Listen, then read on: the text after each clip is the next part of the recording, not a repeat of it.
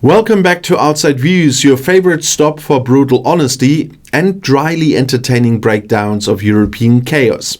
And today's episode? Buckle up. We are diving into a story so absurd you might think Monty Python wrote it. Belgian fishermen, Brexit, and British authorities acting like extras in a very bad pirate movie. And you cannot make this up. So let's get started, and here's the situation. Imagine you're a Belgian fisherman. You spend 30 years at sea, you've survived storms, nets breaking, engines failing, and your fair share of seasickness. You're out in the Bristol Channel, minding your own business, trying to make a living. And suddenly, bam! British patrol boats surround you. You are forced to dock in Cornwall, treated like a criminal, and oh yes, the officers even follow you into the toilet to supervise what you're doing. No, seriously, this actually happened. 5 trawlers from Zeebrugge were intercepted by British authorities, forced into Newlyn Harbour, arrested, and had their onboard computer systems confiscated. And here's the best part. Without those systems, they can't legally fish. So they had to head back to Belgium empty-handed. Brilliant work all around. Top diplomacy. And naturally, the Belgian government lost it. They filed official protests to London and the European Commission. Hilde Krevits, the Flemish Minister for Fisheries, summed it up perfectly. "We have no issue with controls," she said. But the manner was unprecedented. And translation, what the hell are you people doing?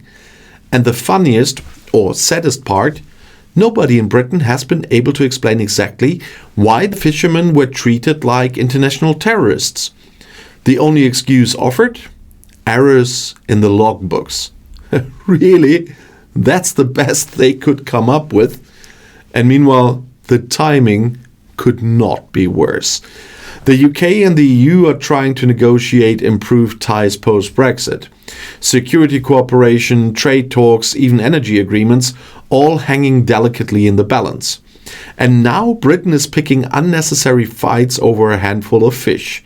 It's like burning your house down because the mailman was 5 minutes late. You would think after years of Brexit chaos, someone in Downing Street would have figured out that symbolic fights over fish are a losing strategy. But no, the old instincts die hard. Wave the flag, declare victory, blame the foreigners, and hope nobody notices that you are standing knee-deep in your own mess. And let's be clear, fishing economically is almost irrelevant. It's less than 0.1% of UK GDP, and financially it's a rounding error. But symbolically, it's pure dynamite. During the Brexit campaign, fishermen were paraded around like mascots of taking back control. And now, many British fishermen feel more betrayed than ever. Their access to European markets kinda collapsed.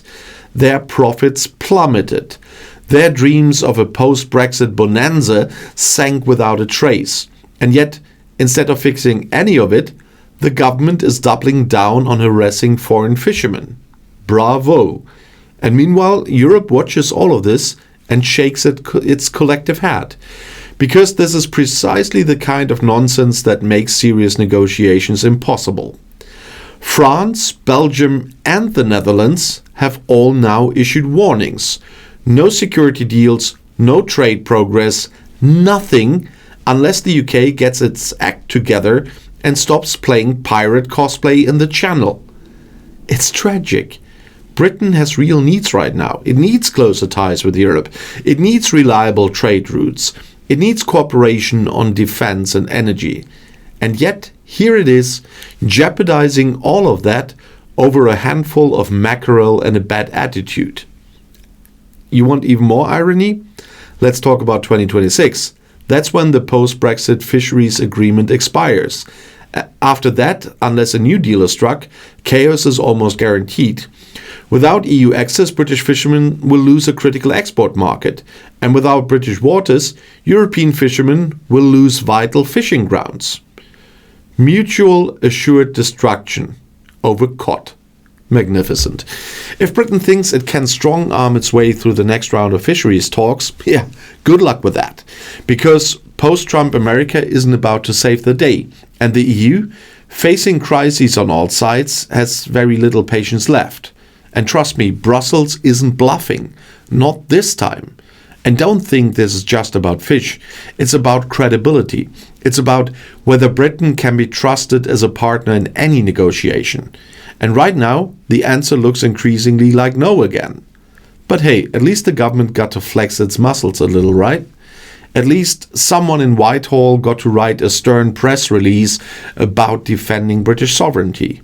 And meanwhile, real people, fishermen, traders, communities, pay the price for these juvenile political games. And let's talk human impact for a second. These Belgian fishermen aren't faceless bureaucrats. They are small business owners. They face losing their livelihoods because of bureaucratic bravado. And on the British side, communities that once depended on fishing now rely on food banks. And that's the reality Brexit delivered. Promises of prosperity dissolved into empty nets and empty pockets. And what about the symbolism? Oh, it's still potent. There's nothing that stirs British blood like the image of our boys defending our waters. But it's an illusion, because sovereignty means nothing if your economy collapses. Control over empty fishing zones doesn't put food on the table or money in the bank. It's theater, and bad theater at that. The tragedy is that all of this was predictable. People warned already during the Brexit debates that fishing would become a poisoned chalice, that short-term symbolism would lead to long-term pain. And yet, here we are. Another unnecessary crisis, another diplomatic own goal, another reminder that waving a flag is not the same as having a plan. So what needs to happen now?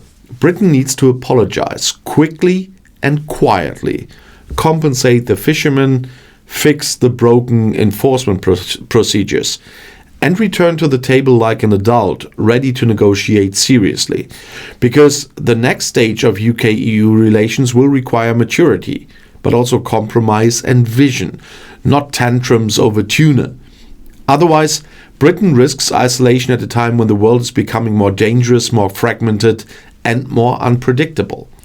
And it won't be the bureaucrats or politicians who suffer. It will be ordinary people, workers, families, communities caught in the crossfire. At the end of the day, this isn't about fishing. It's about who Britain wants to be, a serious player on the world stage, or a nation trapped by its own slogans, fishing over ghosts. Time will tell. But if the lesson of the last week is anything to go by, it's going to be a very rough sea ahead. So thank you for tuning into Outside Views. And if you enjoyed today's little dive, and let's be honest, how could you not? Make sure to like, subscribe, and hit that notification bell so you don't miss the next dive into madness. Until next time, stay sharp, stay critical, and always question the narrative. See you soon, and the next video is already right here in the end screen.